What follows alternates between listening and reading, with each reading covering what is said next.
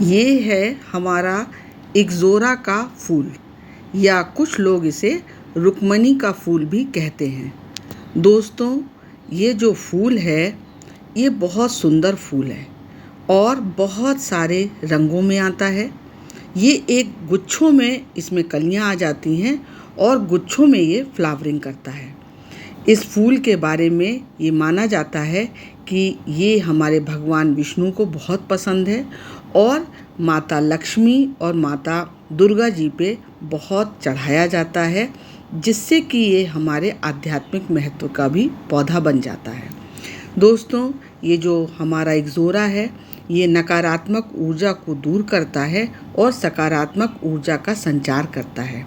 वास्तुशास्त्र में शुभ पौधों में गिना जाता है। तो दोस्तों, आज मैं आपको ये बताऊंगी कि कैसे आप इस प्लांट से बहुत ज़्यादा मात्रा में फ्लावरिंग ले सकते हैं। ऐसी कौन सी इसमें विशेष खाद का मैं प्रयोग कर रही हूँ जिसकी वजह से मुझे बहुत अधिक फ्लावरिंग मिल रही है। और साथ में यदि आप इसको लगाना चाहते हैं तो कब लगाएं, आप किस तरीके से लगाएं, ये भी मैं आज आपको बताने जा रही हूँ। तो मैं हूँ वंदना, मेरे चैनल पर आप सभी का स्वागत है। और दोस्तों, यदि लाइक आपको लगता है कि पसंद आया तो लाइक ज़रूर कीजिएगा। चैनल पर नए हैं तो सब्सक्राइब करना मत भूलिएगा। दोस्तों, ये जो इक्ज़ोरा है इसमें आपका यदि कटिंग नहीं की है आपने इसको, तो फिर आपकी जब फ्लावरिंग नहीं हो रही है इसमें, उस समय आपको इसमें कटिंग करना ज़रूरी है। इसकी छोटी छोटी प्रूनिंग कर देने से आपका जो पौधा है वो बहुत घना बन जाएगा। और ये एक बहुत इम्पॉर्टेंट इसका स्टेप रहता है इक्ज़ोरा का, जिससे कि आपके बहुत सारी शाखाएं आ जाएंगी जब आप इसकी कटिंग कर देंगे किसी शार्प प्रूनर से, या फिर आप कैंची की मदद से इसको कटिंग कर लीजिए, जिससे कि इसमें बहुत ज़्यादा शाखाएं बन जाए। और जितनी ज़्यादा आपकी शाखाएं बन जाएंगी इसमें, तो फ्लावरिंग भी उतनी ही ज़्यादा होगी, बहुत सारी इसमें कलियां आएंगी। तो इसमें आपको, जब आपने इसमें करी है, इसकी प्रूनिंग की हुई है, तो उस समय जो है आप अपने पौधे को वर्मी कंपोस्ट दीजिए। इसको प्रूनिंग करने के बाद जो है वो थोड़ा 1 कटोरा भर के लगभग वर्मी कंपोस्ट दीजिए। और इसमें आपको, जब वर्मी कंपोस्ट आपने दी है तो उसके बाद इसमें पानी दीजिए, जिससे कि आपका जो पौधा है वो अब नई नई पत्तियां बनाने लग जाएगा। जब आप इसमें नाइट्रोजन दे देंगे, गोबर की खाद में या वर्मी कंपोस्ट में ऐसे तत्व होते हैं जिससे कि आपकी मिट्टी की संरचना में सुधार भी हो जाता है और मिट्टी में सूक्ष्म जीव बढ़ जाते हैं। तो इससे जो है इक्ज़ोरा का प्लांट जो है वो पूरी तरीके से आपका बहुत ज़्यादा ग्रीन हो जाएगा और जो है वो हेल्दी हो जाएगा।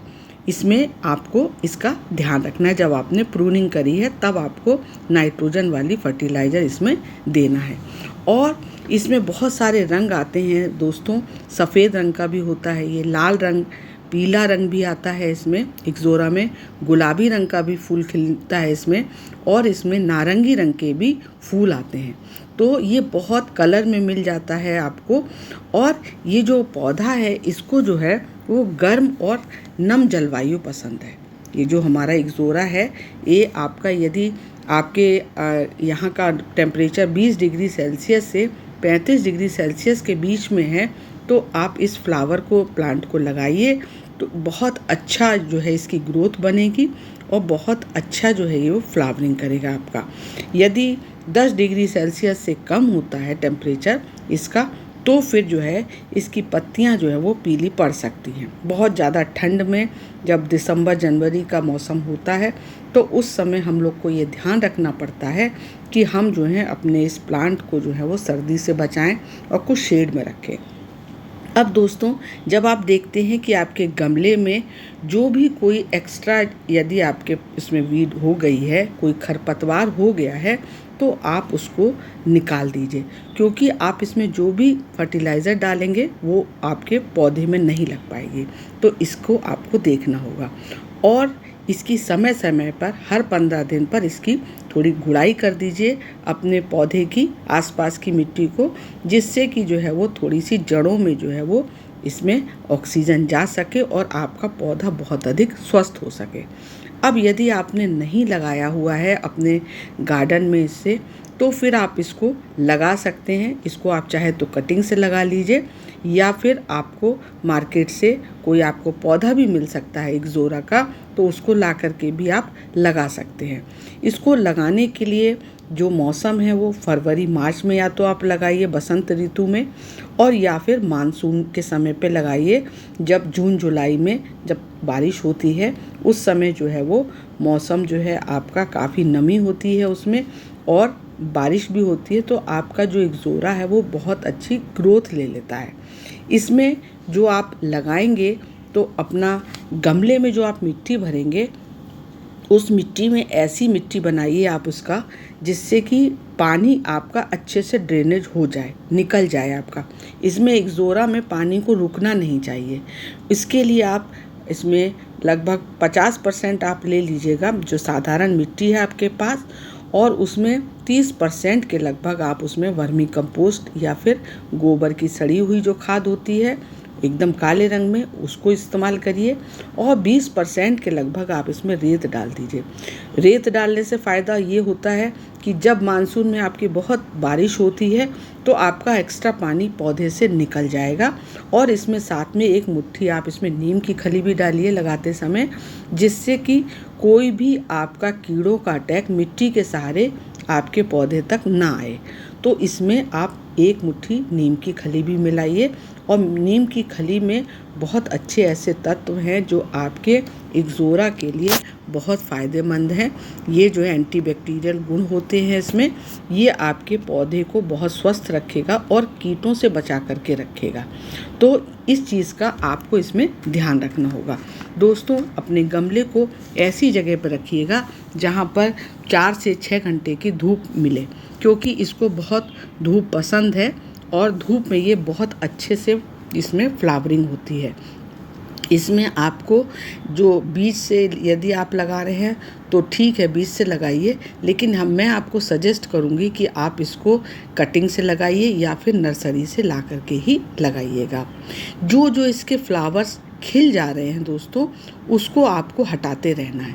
इसमें यदि सूखे सूखे फ्लावर्स लगे रहेंगे तो आपका ये जो पौधा है वो सीड बनाने में लग जाएगा, और अपनी जो एनर्जी है वो नई नई कलियों में नहीं लगाएगा। तो इस बात का हमको ध्यान रखना होगा इक्ज़ोरा में, कि जो जो फूल खिल जा रहे हैं, सूख रहे हैं, उनको हमें तोड़ते रहना है।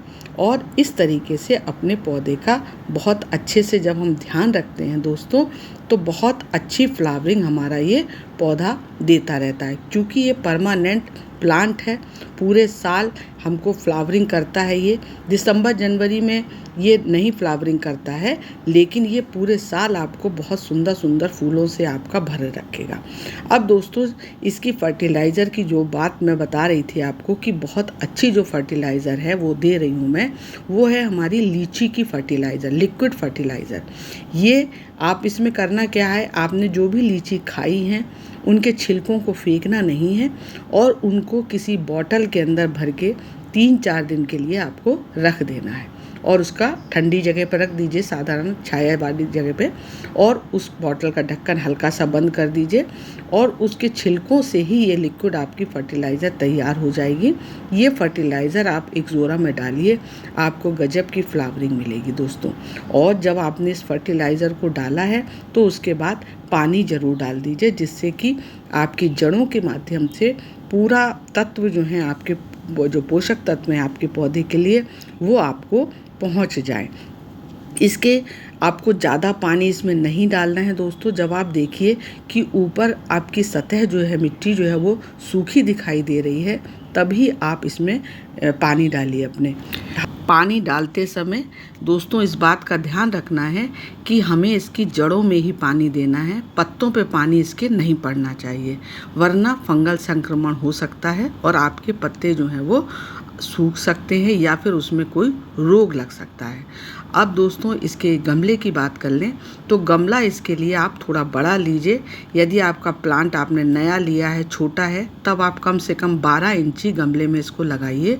और चूँकि ये परमानेंट आपका प्लांट है और कई सालों तक ये आपको फ्लावरिंग करता रहेगा, तो इसलिए आपको जब आपका पौधा बड़ा हो जाता है तो आप गमला भी चेंज करिए। तो ये रही जानकारी इक्ज़ोरा फ्लावर्स के प्लांट के बारे में दोस्तों। यदि जानकारी अच्छी लगी हो तो लाइक कीजिएगा और दोस्तों के साथ शेयर कीजिएगा। मिलती हूँ आपसे अगले वीडियो में, तब तक के लिए take care, bye bye, happy gardening.